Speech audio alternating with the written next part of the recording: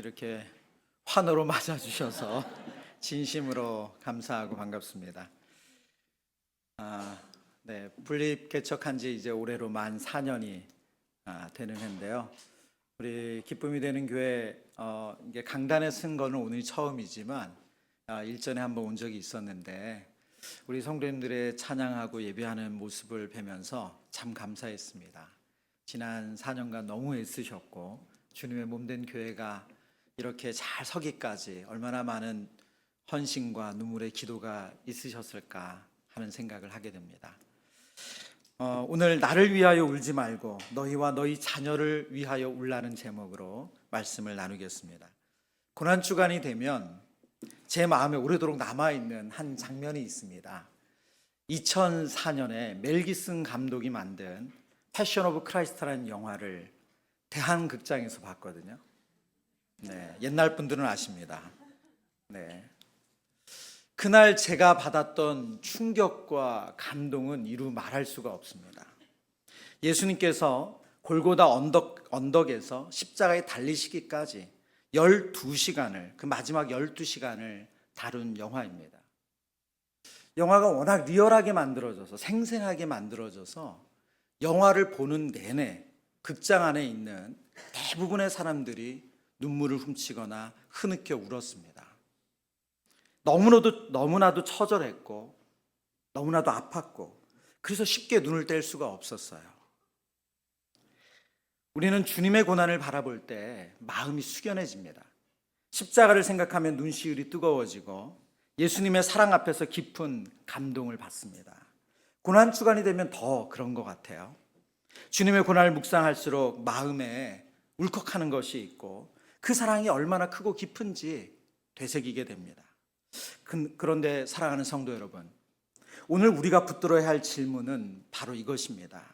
과연 그 감동이 우리를 어디로 이끌어가고 있는가 하는 것입니다. 십자가를 보며 울 수 있습니다. 주님의 고난 앞에서 마음 아파할 수 있어요. 그런데 거기서 멈춘다면 우리는 십자가를 가장 가까이 보고서도 정작 가장 중요한 것을 놓칠 수 있습니다. 예수님은 십자가의 길에서 자신을 위하여 울던 여인들에게 뜻밖의 이렇게 말씀하세요. 나를 위하여 울지 마라. 너희와 너희 자녀들을 위해서 울어라. 예수님께서 그녀들의 눈물을 책망하신 것이 아닙니다.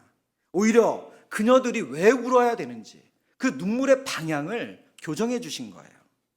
주님의 고난을 보며 감동하는 데서 멈추지 말고 그 고난이 왜 필요했는지, 그 십자가가 누구 때문에 세워졌는지, 그리고 지금 내 영혼과 내 자녀의 영혼의 상태는 하나님 앞에서 어떠한지를 생각하라는 거예요.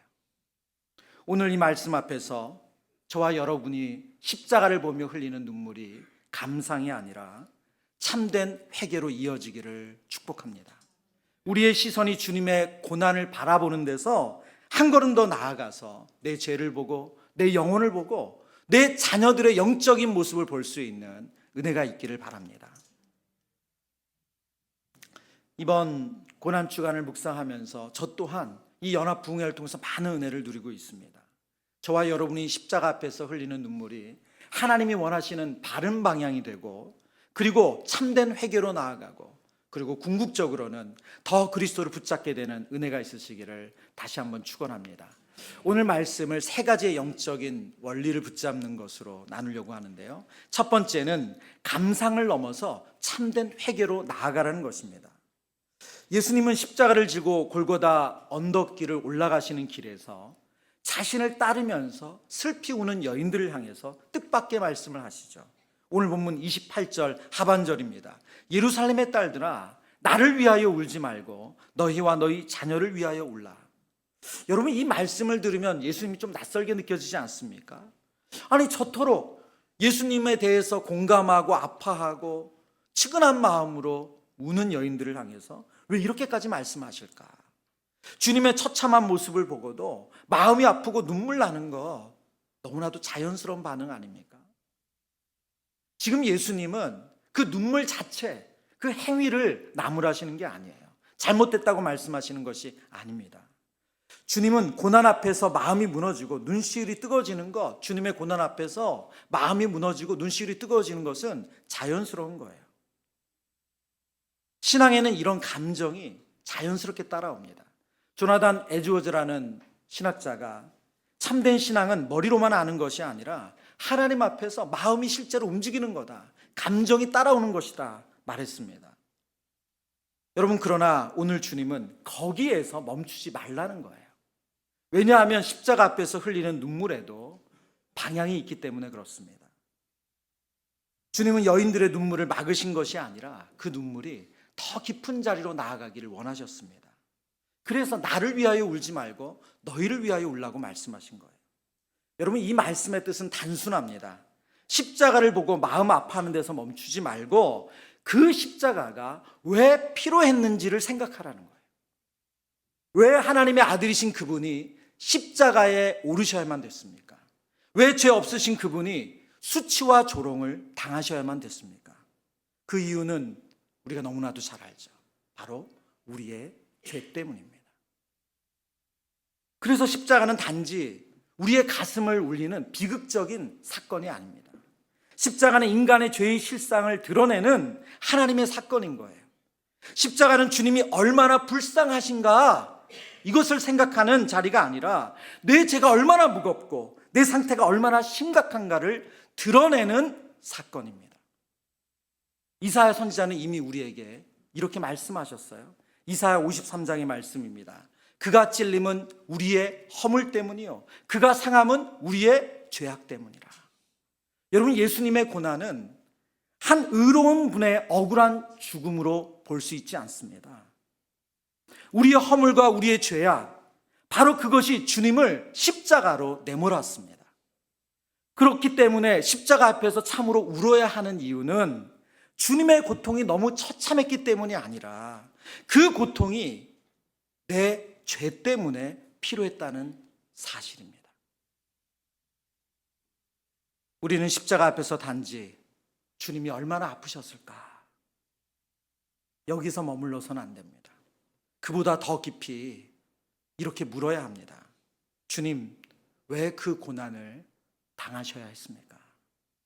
결국 주님을 그 자리로 몰고 간 것이 저의 죄가 아닙니까? 여러분, 바로 여기서 회개가 시작됩니다. 회개는 우리의 순간적인 감정의 어떤 요동이 아니에요. 후의 눈물이 아닙니다. 회개는 하나님 앞에서 내 죄를 인정하고 내가 십자가를 필요로 하는 죄인임을 깨닫는 것입니다. 주님의 고난을 바라보다가 마침 내 죄를 보게 되는 거예요. 여러분, 그래서 바울이 고린도 후서에서 7장 10절 이렇게 말씀합니다. 우리 한 목소리로 같이 읽어보겠습니다.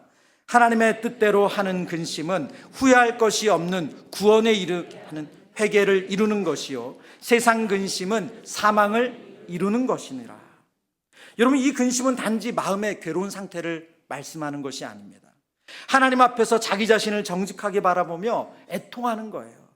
내가 얼마나 부족한지를 보게 되는 근심이고, 하나님 없이도 괜찮은 사람처럼 살아온 내 모습을 깨닫는 근심이고, 결국 내 죄가 그리스도를 십자가로 몰아갔다는 사실 앞에서 마음이 깨어지는 근심입니다. 그런 의미에서 마틴 로이드 존스 목사님이 하신 말씀을 귀 기울일 필요가 있습니다. 그리스도인이 된다는 것은 무엇보다 먼저 자기 자신에 대하여, 그리고 자신의 죄에 대하여 절망하는 법을 배우는 것이다. 그리스도인이 된다는 것은 무엇보다 먼저 자기 자신에 대하여, 그리고 자신의 죄에 대하여 절망하는 법을 배우는 것이다. 여러분, 참된 신앙은 단지 마음이 울컥하고 찡하고 여기서 끝나지 않습니다. 하나님 앞에서 자기 실상을 정직하게 보는 데까지 나아가는 것입니다. 근데 사랑하는 성도 여러분, 왜 이것이 우리에게 이렇게 어려울까요? 왜 십자가 앞에서 눈물을 흘리는데 내 죄를 깨닫고 자기 자신을 부인하는 자리로 나아가는 것은 이토록 어려울까요?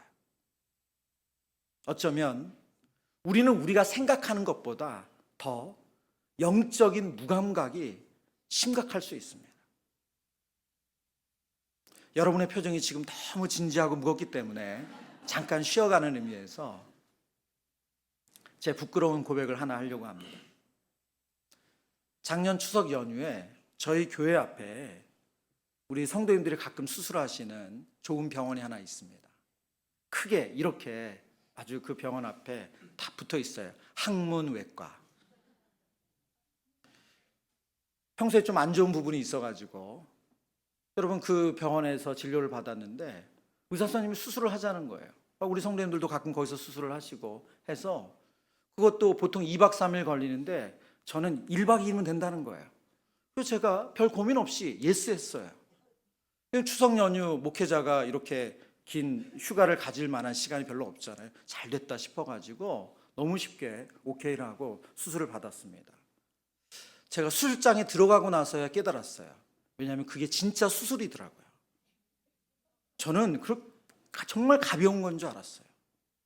마취과 선생님이 하반신 마취를 해야 된다는 거예요. 그리고 이제 하반신 마취 주사를 놓으면서 여러분 하반신만 마취가 되니까 정신은 멀쩡하잖아요. 그러니까 수술하는 소리 사각사각사각사각 다 들려요. 그러니까 이분이 이어폰을 끼워주면서 무슨 노래를 좋아하냐요. 여러분 제가 수술 받으면서 노래까지 생각을 했겠어요? 그래서 아무거나 틀어주세요 그랬더니 그때부터 아이돌 노래가 나오더라고요. 여러분 그러고 15분이 지나서 수술이 끝났어요. 여러분 제 몸에 제 조직이 잘려나가고 적지 않은 피를 흘렸습니다. 여러분 그런데 저는 하나도 아프지 않았어요. 하나도 느껴지지 않았어요. 제 허리 이하에 어떤 것도 감각이 없었어요. 여러분 우리의 영적 상태가 혹시 이와 같지 않습니까? 십자가를 바라보고 보혈 찬송을 부르면서 눈물은 흘리지만 정작 그 십자가로 예수님을 내어몬 나의 치명적인 죄에 대해서는 마취된 환자처럼 아무런 통증을 느끼지 못할 때가 많지 않습니까? 십자가를 바라보면서 내 죄가 얼마나 치명적인지, 그 죄 때문에 주님이 이 길을 가셔야만 했다는 사실 앞에서 우리가 얼마나 무뎌질 수 있는지 저와 여러분이 이것을 깨닫기를 원합니다. 십자가를 멀리서 바라보며 눈물을 흘리는 것, 연민의 눈물 있을 수 있습니다. 그러나 그것만으로는 우리가 변화되지 않아요. 우리가 영적으로 깨어서 이 십자가가 바로 나 때문에 필요했다는 사실 앞에 정직하게 설 때, 그때 비로소 회개의 아픔이 시작되고 은혜의 역사가 일어나는 줄 믿습니다. 그래서 오늘 주님은 우리에게 물으시는 거예요. 십자가를 바라보면서 흘리는 너의 눈물은 감상의 눈물이니 아니면 회개의 눈물이니? 고난 주간을 보내면서 저와 여러분이 십자가를 생각하면서 흘리는 눈물은 감상의 눈물입니까? 죄를 깨달으며 흘리는 회개의 눈물입니까? 주님이 우리에게 회개를 요구하시는 것은 저와 여러분을 짓누르기 위함이 아닙니다. 주님은 우리를 정죄의 늪에 밀어넣기를 원하지 않으세요. 오히려 우리를 살리기 원하십니다. 내 죄를 보게 하시는 이유는 그 죄를 대신 지신 그리스도께로 나아가라고 보게 하시는 것입니다. 그래서 참된 회개는 자기 혐오로 끝나지 않습니다. 참된 회개는 언제나 그리스도께로 나아갑니다. 내 죄를 인정하는 자리에서 멈추지 않고 그 죄를 담당하신 주님의 은혜를 붙잡는 자리로 나아가는 것이 참된 회개입니다. 여러분 그래서 오늘 이 밤에 우리가 이렇게 기도했으면 좋겠습니다. 주님, 제가 주님의 고난을 안타까워하는 데서 멈추지 않게 하여 주옵소서. 주님, 그 십자가가 필요한 죄인으로서 제 자신을 보게 하여 주옵소서. 주님, 제 눈물이 감동의 눈물에서 회개의 눈물로 바뀌게 하여 주옵소서. 사랑하는 성도 여러분, 고난주간의 가장 복된 눈물은 감상에 머무는 눈물이 아닙니다. 가장 복된 눈물은 십자가 앞에서 내 죄를 붙들고 그 죄를 대신 지신 그리스도께로 나아가는 눈물인 줄 믿습니다. 이 고난주간 우리 모두가 그런 눈물, 그런 회개, 그런 믿음 위에 서시기를 축원합니다. 두 번째, 오늘 성경에 알려진 영적인 원리는 현실의 염려를 넘어 영혼의 애통으로 나아가라는 것입니다. 예수님이 이 말씀을 하실 때, 이 골고다 언덕을 십자가를 지고 올라가실 때 예수님은 극한의 고통 속에 계셨습니다. 그런데 예수님은 자신에게 시선을 두신 것이 아니라 오히려 자신을 따르며 우는 여인들을 향해서, 그리고 그 자녀들을 향해서 시선을 두셨어요. 그리고 이렇게 말씀하신 거죠. 나를 위하여 울지 말고 너희와 너희 자녀를 위하여 울라. 여러분, 이 말씀 생각하면 할수록 참 놀랍습니다. 여러분, 고통이 극심하면 나밖에 생각나지 않아요. 제가 앞서서 수술 이야기했잖아요. 저는 정말 그 수술이 너무 가벼운 수술인 줄 알았어요. 1박 2일로 끝난다니까. 저는 그날 밤에 저에게 수술을 권한 의사분과 아무렇지도 않다고 말하면 여러 성도님들을 원망했습니다. 너무너무 힘들었어요, 그 밤에. 여러분, 예수님 어떠셨어요? 갈대 채찍으로 너무 많이 맞아서 피를 많이 흘리셨어요. 십자가를 지고 가시는데 도저히 본인의 힘으로 다 들 수 없어서 누군가 대신 들어줘야만 됐습니다. 그 극한의 고통과 그리고 예수님을 끊임없이 조롱하고 비난하는 정신적인 고통을 받고 계셨어요. 그런데 그 순간에도 주님은 자신의 고통보다 이 여인들 그리고 그들의 자녀들을 걱정하셨어요. 왜 그러셨을까요? 그것은 그들이 흘리는 눈물이 눈앞에 보이는 예수님의 비극에 대한 연민일 뿐 정작 자신들과 자녀들 앞에 놓인 더 크고 깊은 문제에 대한 애통이 아니었기 때문입니다. 그래서 예수님이 이어지는 말씀을 보면 장차 임할 두려운 날을 예고하세요. 29절에 보면 그날에는 사람들이 보라, 잉태하지 못하는 이와 해산하지 못하는 태와 먹이지 못한 젖이 복이 있다, 이런 말씀을 하세요. 무슨 말입니까? 여러분, 우리가 아이 임신하는 거, 아이 낳는 거, 아이 젖을 물리는 거 얼마나 복된 일이에요. 그런데 심판날이 되면 아이 없는 게 차라리 낫다는 거예요. 너무 두렵기 때문에. 30절에는 이렇게 말씀합니다. 산들에게 우리 위에 무너지라 하고 언덕들에게 우리를 덮으라. 여러분, 이 무슨 말입니까? 이 무슨 재앙을 부르는 이런 말을 할 수가 있어요? 이 말씀의 뜻은 그들에게 임할 심판이 얼마나 무서운지 차라리 죽음이 낫다고 여길 만큼 그런 심판이 올 거라는 거예요. 여러분, 이 말씀은 먼저 역사적으로는 예루살렘에 임했습니다.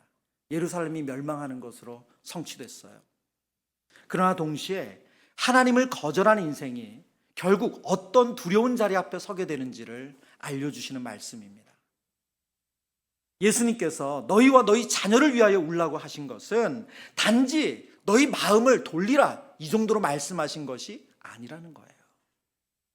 눈앞의 슬픔보다 더 크고 무거운 현실, 곧 하나님 앞에 선 자신과 그 자녀들의 영혼의 상태를 봐야 된다는 거예요.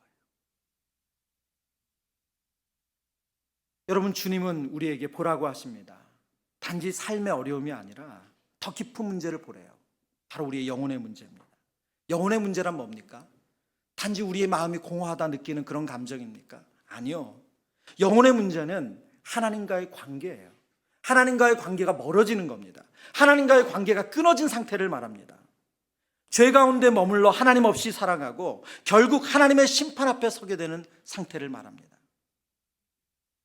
성경이 말씀하시는 가장 비참함은 형편이 어려운 데 있는 것이 아니라 하나님과 멀어진 데 있습니다. 그런데 안타까운 것은 사실 우리는 현실의 문제에 아주 민감하다는 거예요. 내 건강의 문제, 먹고 사는 문제, 관계의 문제, 자녀들의 문제, 또 자녀의 미래의 문제에는 우리의 마음이 쉽게 무너집니다. 특별히 자녀의 문제 앞에서는 더 그렇습니다. 저희 집 이야기를 좀 하려고 하는데요. 저희 막내가 이제 대학교 4학년이 되면서 자기의 미래를 좀 준비하겠다고 휴학을 하고 요즘 직장을 다니고 있어요. 아이가 새벽 6시에 일어나서 출근을 준비해서 이제 버스를 타고 갑니다. 근데 그 다 큰 애를 아내가 새벽 기도 마치고 나면 버스 정류장까지 데려다 주는 거예요. 그래서 제가 왜 그렇게 하냐, 그냥 알아서 간다게, 괜찮다. 근데 제 아내가 어이없다는 표정으로 저를 딱 보면서 하는 말이, 당신은 밤에 왜 걔 데리러 가요?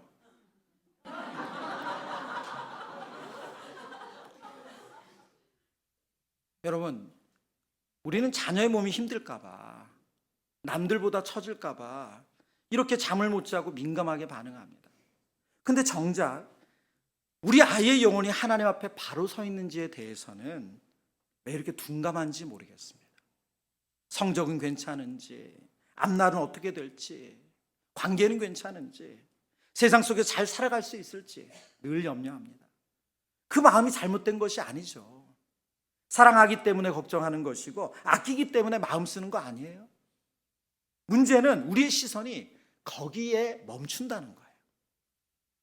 현실의 문제는 너무 선명하게 보이는데 영혼의 문제는 잘 보이지 않습니다. 하나님과의 관계는 눈에 보이지 않으니 멀게 느껴지고, 영혼의 상태는 급하지 않은 문제처럼 뒤로 밀려나기가 쉽습니다. 그러다 보니 하나님 앞에 선 자기 존재에 대해서는 무감각해질 때가 많습니다. 그러나 성경은 우리가 가장 실감나게 받아들여야 될 현실에 대해서 이렇게 말씀하세요. 히브리서 9장입니다. 우리 한번 같이 읽죠. 한번 죽는 것은 사람에게 정해진 것이요 그 후에는 심판이 있으리니. 사랑하는 성도 여러분, 우리가 붙들고 있는 수많은 현실의 문제들은 결국 죽음이라는 문턱 앞에 멈출 수밖에 없습니다. 우리가 자녀를 위해 그렇게 애쓰는 것들, 우리가 불안한 문제들, 불안해하는 문제들, 우리가 평생 붙들고 사는 염려들도 그 문턱을 넘지 못해요. 그러나 죽음 이외에도 남는 것이 있습니다. 그 문턱을 넘어서 영혼까지 이어지는 문제가 있습니다. 바로 하나님과의 관계입니다. 그래서 영혼의 문제는 여러 문제 가운데 하나가 아니에요. 가장 나중에 생각해도 되는 문제가 아닙니다.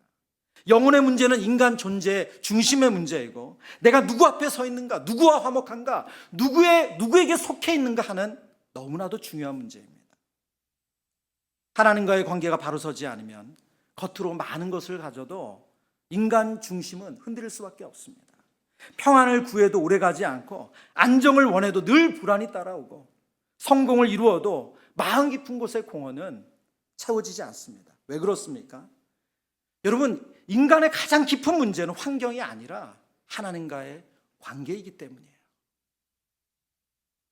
제가 교구를 섬기면서 만난 한 가정이 있습니다. 그 가정에는 누구나 부러워할 만한 자녀가 있었어요. 아이가 착실해서 시키지 않아도 공부를 너무 잘했어요. 그래서 앞길이 정말 잘 열릴 것 같았습니다. 부모의 마음에 기대가 가득했습니다. 근데 어느 날 그 자녀가 무너지기 시작했어요. 겉으로 멀쩡해 보였지만 마음이 버티질 못했습니다. 정신적으로, 정서적으로 고통이 깊어지면서 한때는 그렇게 잘 나가던 아이가 어느 순간 아무것도 할 수 없는 상태에 이르게 됐습니다. 멈춰서 버린 거죠. 그 모습을 지켜보던 부모님이 제게 이렇게 말씀하셨어요. 목사님, 아이가 잘 되기만을 기도했지 우리 아이의 영혼이 하나님 앞에 바로 서기 위해 이렇게 간절히 기도해 본 적이 없었던 것 같습니다. 그 말씀 들으면서 제 마음도 많이 무거웠어요. 여러분, 우리는 자녀들의 앞길을 위해 정말 많이 염려합니다. 조금 더 평탄한 길을 가기를 바라고, 남들보다 뒤처지지 않기를 바라고, 세상 속에서 잘 살아가기를 바랍니다. 그런데 삶이 흔들리는 순간이 오면 그때 비로소 더 깊은 질문을 하게 돼요. 내 자녀가 무엇을 이루냐보다 더 중요한 것이 있지 않을까? 이 아이의 영혼은 하나님 앞에 바로 서 있는가? 정말 붙들어야 할 것이 따로 있지 않나?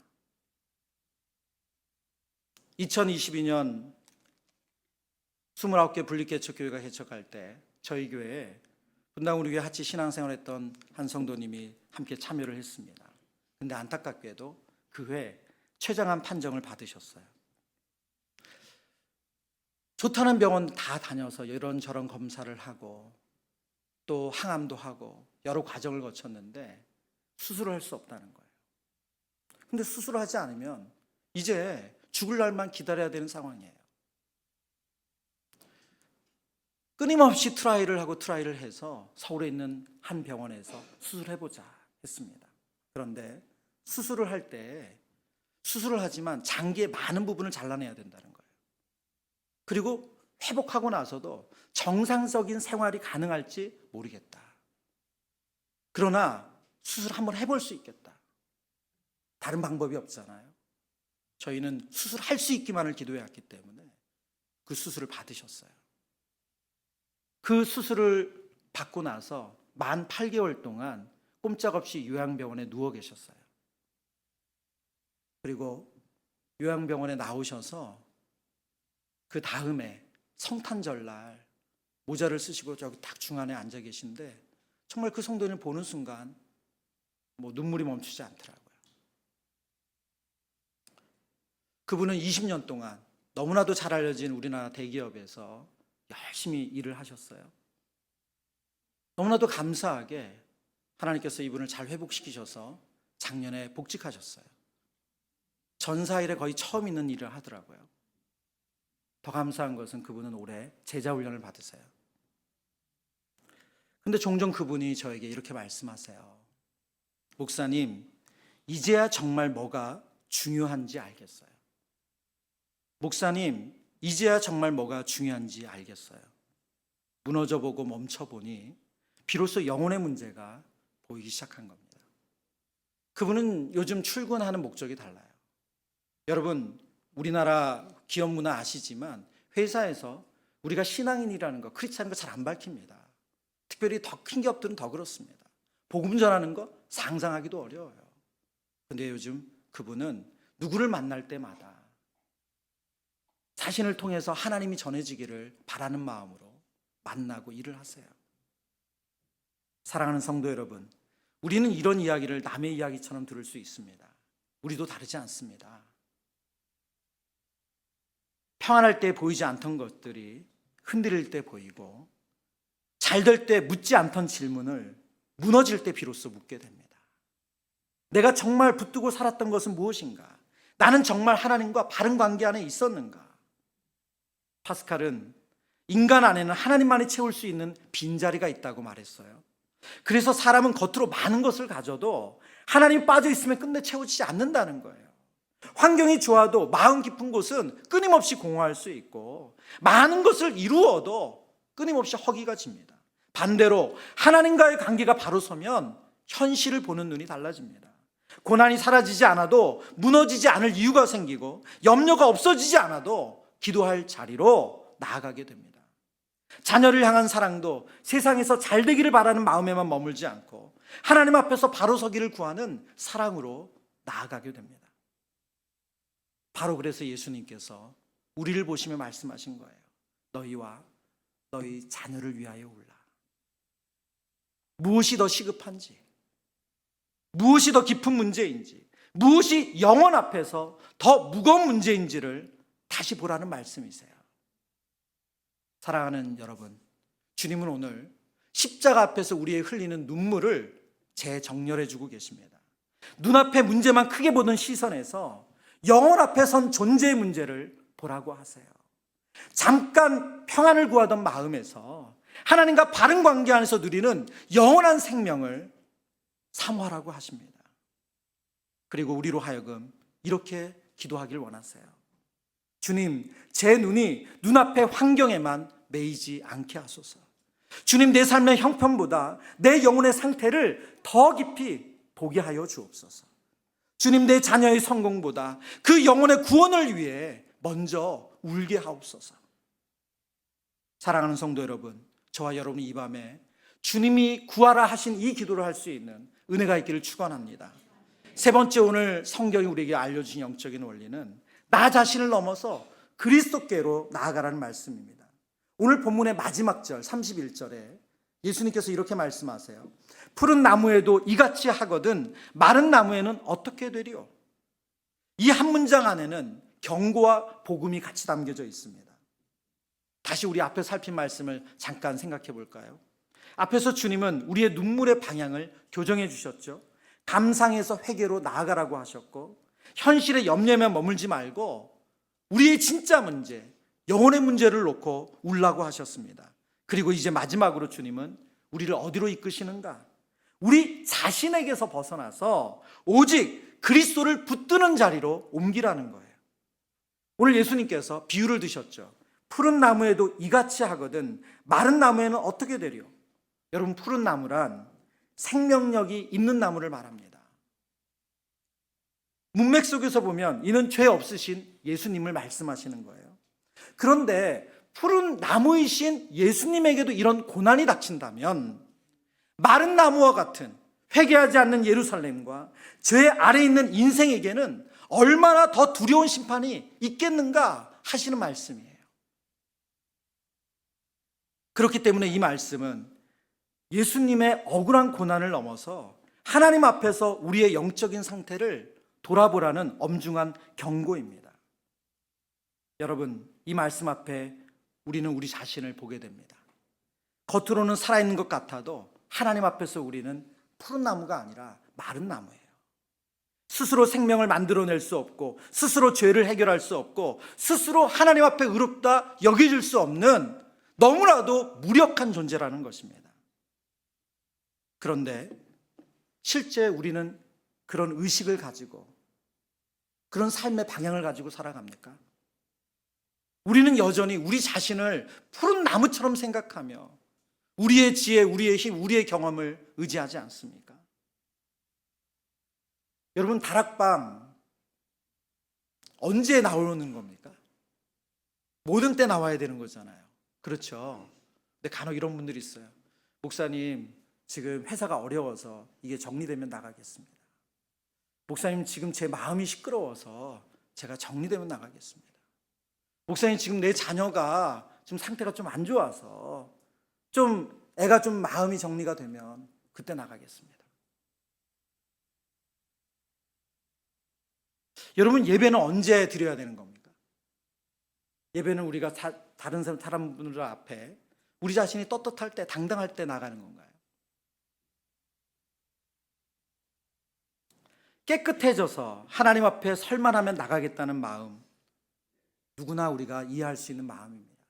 그러나 그것은 성경이 가르치는 복음의 내용은 아니에요. 우린 누구도 우리 스스로의 죄를, 우리 스스로의 문제를 다 해결하고 하나님 앞에 떳떳해져서 나갈 수 있는 존재가 아닙니다. 우리는 푸른 나무가 아니에요. 우리는 마른 나무예요. 있는 모습 그대로 하나님 앞에 나아가는 겁니다. 저희 아버님이 지금은 이제 말씀 안에, 은혜 안에 거하시지만 이전에 복음을 듣지 않고 신앙생활 안 하실 때 제가 전도를 할 때면 우리 아버님이 종종 하시던 말씀이 있어요. 내가 술 끊고 나가마, 내가 담배 끊고 나가마. 여러분, 우리 인생에 죄 없이 나간다, 그런 날은 없습니다. 왜요? 우리는 푸른 나무가 아니라 우리는 마른 나무예요. 팀 켈러의 표현을 빌리면 인간의 기본 모드는 늘 자기 구원과 행위 의로 기울어진대요. 겉으로는 하나님을 찾는 것처럼 보여도 실제로는 내가 나를 좀 더 괜찮게 만든 뒤에야 하나님 앞에 설 수 있겠다는 그런 모두가 있다는 거예요, 우리 안에. 그러나 복음은 그렇게 말하지 않습니다. 내가 정리된 후에 오라는 것이 아니라 죄인 모습 그대로, 있는 모습 그대로 나오라는 거예요. 왜요? 우리는 마른 나무이고 예수님만이 푸른 나무이기 때문입니다. 여러분, 그래서 저와 여러분이 회복해야 될 것은 무엇입니까? 예수님을 붙드는 거예요. 2025년에서 2026년 넘어가는 그 시점에 2026년을 준비하면서 제가 섬기는 수원 꿈꾸는 교회에 어떤 영적인 부분이 정말로 가장 필요한가, 우선순위가 무엇인가를 끊임없이 묻는 시간을 보냈어요. 그러면서 하나님께서 제게 주신 답은 무엇이었냐면 바로 기도하는 거였습니다. 여러분, 너무나도 안타깝지만 오늘날 우리는 하나님을 잘 의지하지 않습니다. 기도하지 않습니다. 여러분, 공적인 예배 말고 여러분 개인적인 문제가 생겨서 교회 앞에 와서, 교회에 나와서 1시간 이상 울어본 적이 언제세요? 아니, 여러분의 삶의 문제를 놓고 하나님 앞에서 해결해 주시길 원하며 정말 이불을 가지고 와서 며칠 밤 하나님 앞에 끙끙대며 기도해 보신 적 언제세요? 여러분 질병에 걸리면 여러분 제일 먼저 뭘 하세요? 우리 자주 하는 거 있지 않습니까? 내가 아는 의사분 누가 있나? 그 부분에 명의 누가 있나? 거기 연줄다는 분 누가 있나? 여러분 우리가 그거 찾는데 열심이잖아요. 여러분 그 질병의 문제를 놓고 혹은 또 자녀의 문제를 놓고 여러분의 직장의 문제를 놓고 며칠 몇 날을 하나님 앞에 나아가서 정말 울며불며 기도하며 하나님 저는 아무것도 아닙니다. 하나님 도우셔야 됩니다. 저 살려주셔야 됩니다. 제 아이 고쳐주셔야 됩니다. 여러분 이렇게 기도해 보신 적 언제 있으세요? 저는 안타깝게도 요즘 그런 성도님들 자주 못 봅니다. 만 2년 전에 갑자기 전도사님이 저를 찾으셨어요. 한 성도님이 교회 와서 울고 계시다는 거예요.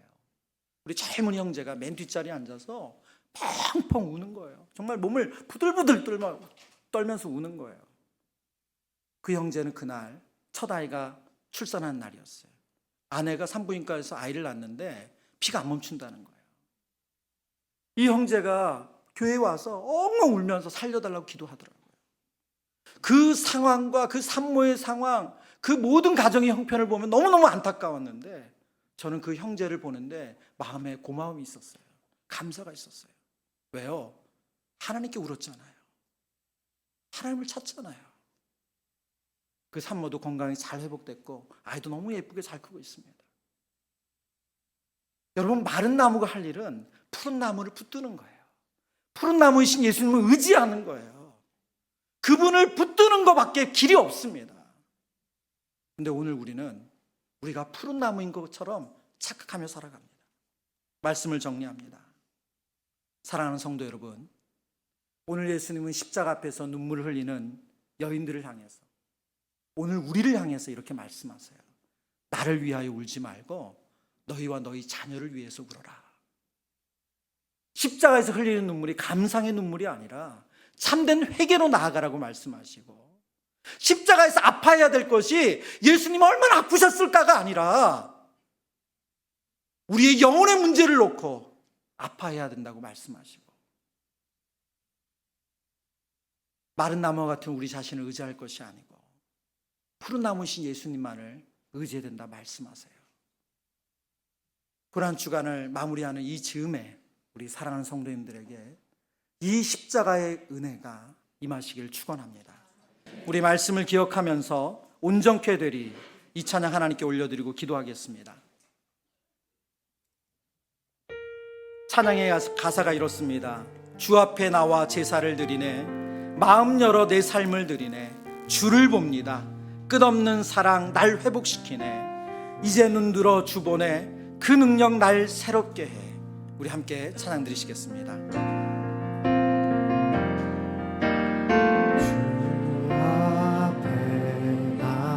제사를 드리네, 제사를 드리네, 마음 열어 내 삶을 드리네, 내 삶을 드리네, 주를 봅니다. 주를 봅니다.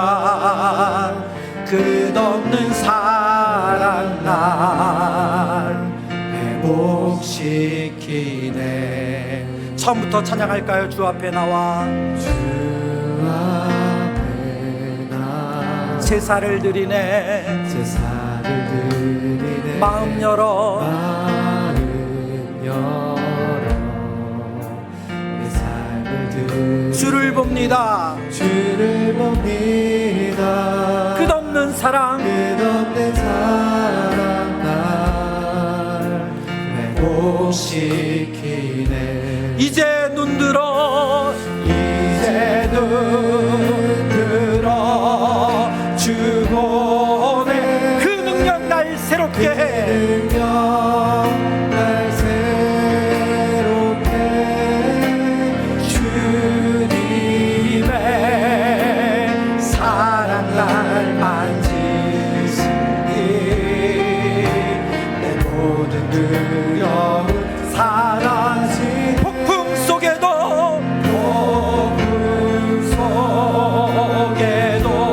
주는 들고 믿음으로 주와 함께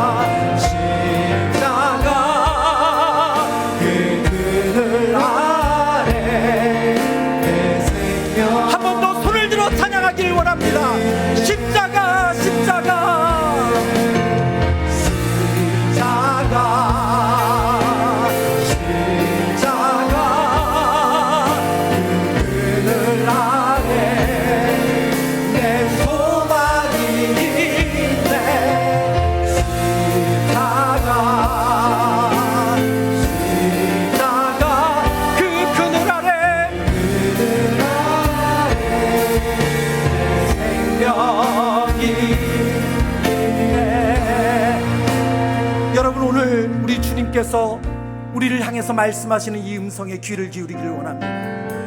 나를 위하여 울지 말라.